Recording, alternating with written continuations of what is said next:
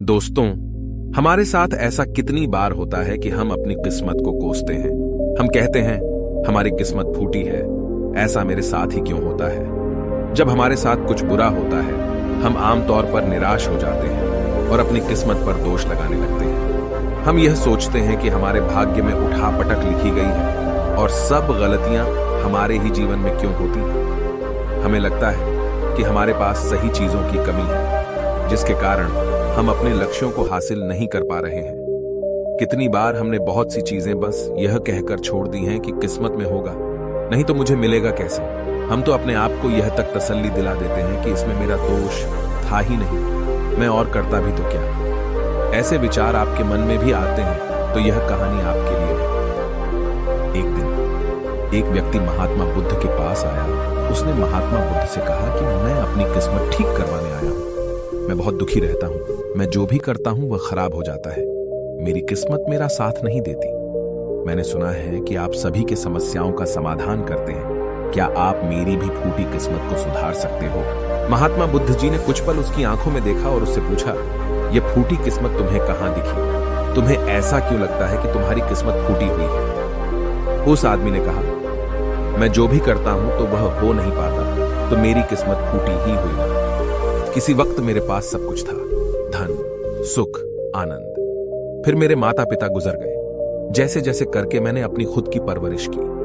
मैंने जिससे सच्चे मन से प्रेम किया, उस प्रेमिका ने किसी और से विवाह कर लिया। मैंने एक छोटा सा व्यापार शुरू किया, तो जिस मित्र के साथ मैंने वह व्यापार शुरू किया वह मेरा व्यापार ही हड़प बैठा। मुझे किसी ने बताया कि आप सारी समस्याओं का हल निकाल देते हो, क्या आप मेरी भी किस्मत ठीक कर सकते हो? महात्मा बुद्ध ने कहा, लाओ तुम्हारी फूटी किस्मत मुझे दे दो, मैं अभी उसकी मरम्मत कर देता हूं। व्यक्ति ने कहा, मैं किस्मत को कैसे दे सकता हूं, वह तो दिखाई भी नहीं देती। महात्मा बुद्ध ने पूछा, जब तुम्हें तुम्हारी किस्मत दिखाई ही नहीं देती तो तुम्हें कैसे पता कि वह खराब हो चुकी है? उस व्यक्ति ने सोचकर उत्तर दिया, नहीं, मैंने कभी ऐसा नहीं देखा कि मेरी किस्मत सचमुच खराब हो चुकी है। व्यक्ति ने कहा, मेरी किस्मत खराब है तभी तो मेरे साथ सब कुछ गड़बड़ हो जाता है, मेरे बनाए बनाए कामों पर पानी फिर जाता है। अगर मेरी किस्मत अच्छी होती तो सब कुछ ठीक होता है ना। तो महात्मा बुद्ध ने कहा, तुम ठीक दिखाई देते हो, तुम्हारा स्वास्थ्य भी ठीक लग रहा है, तुम्हारे हाथ पैर भी सलामत हैं, तुम अभी तक मरे नहीं हो। मुझे तो तुम्हारी किस्मत में कोई भी खराबी नहीं लग रही, सब कुछ सही लग रहा है। अगर किस्मत खराब होती तो तुम बीमार होते, तुम्हारा अंग भंग हो जाता या तुम मृत्यु को प्राप्त हो जाते, लेकिन ऐसा तो कुछ भी नहीं है। फिर तुम क्यों कह रहे हो कि तुम्हारी किस्मत फूटी हुई है? व्यक्ति ने कहा, आप समझ नहीं रहे हैं, मेरे ऊपर बहुत कर्ज है। लोग रोज मेरे घर धमकाने आते हैं। जिनसे मैंने कर्जा लिया है वे मुझे मरने तक की धमकी देते हैं। मेरा घर भी उन्होंने छीन लिया है, अभी भी मेरे पीछे पड़े हैं। तो ऐसे में मैं कैसे कह सकता हूं कि मेरी किस्मत सही है? महात्मा बुद्ध ने विचारपूर्वक कहा, तो समस्या गंभीर है। व्यक्ति ने उदासीनता के साथ कहा, जी हां, अब आप समझे ना कि मैं कितने बड़े दुख से गुजर रहा हूं। महात्मा बुद्ध ने आवाज में समझाया, तुम्हारी किस्मत अच्छी है कि तुम जीवित हो इस दुख का सामना करने के लिए, और इस जीवन से ही तुम अपनी समस्याओं का सामना कर सकते हो। व्यक्ति ने कहा, बुद्ध, आप नहीं समझ रहे हो। तब महात्मा बुद्ध ने उससे कहा, समझ तुम नहीं रहे हो, आओ मेरे साथ आओ। महात्मा बुद्ध उसे व्यक्ति को अपने साथ पास वाली नदी के किनारे ले गए और कहा, यह देखो इस बहती नदी को, इस नदी में अगर मैं एक पत्ता गिरा देता हूं तो तुम मुझे बताओ, यह पत्ता किस दिशा में बहेगा? व्यक्ति ने कहा, पत्ता तो नदी के बहाव के साथ नदी की दिशा में ही जाएगा। बुद्ध ने कहा, बिल्कुल सही, अब बताओ पत्ते की किस्मत किसके हाथ में है? व्यक्ति ने कहा, इस पत्ते की किस्मत नदी के हाथ में है, वह जहां चाहे इसे ले जा सकती है। तो महात्मा बुद्ध ने कहा, लेकिन पत्ते तो मेरे हाथ में हैं, मैं चाहूं तो इसे नदी में डाल सकता हूं, चाहूं तो नहीं। व्यक्ति ने कहा, तो फिर इसकी किस्मत आपके हाथों में है, आप जहां चाहे इसे डाल सकते हैं। महात्मा बुद्ध ने कहा, लेकिन इस पत्ते की किस्मत मेरे हाथ में नहीं है, मैं जितना भी चाहूं इस पत्ते को सूखने से नहीं रोक सकता, यह सूख ही जाएगा और मर जाएगा। जब तक ये पेड़ पर था यह हरा था, इसे ऊर्जा मिल रही थी, लेकिन अब यह पेड़ से अलग हो गया है। अब बताओ इस पत्ते की किस्मत अच्छी है या बुरी?